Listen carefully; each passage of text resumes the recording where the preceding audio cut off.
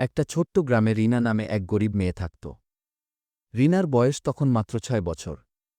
তার বাবা মা খুব গরিব ছিল। প্রতিদিন খাবারের চিন্তায় তারা ক্লান্ত হয়ে পড়ত। একদিন কাজের খোঁজে দূরে যাওয়ার সময় তারা রিনাকে আর সঙ্গে নিতে পারেনি। কাজেতে কাঁদতে রিনাকে গ্রামের এক পুরনো ভাঙা ঘরের সামনে রেখে তারা চলে যায়।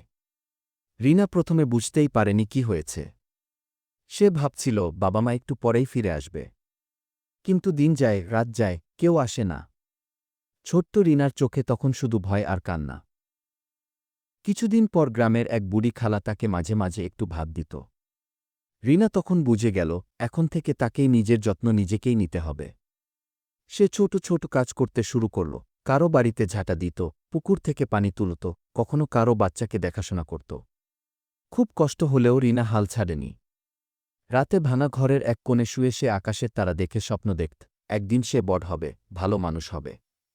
বছরের পর বছর এভাবেই কেটে গেল। রিনা বড় হল, শক্ত হল।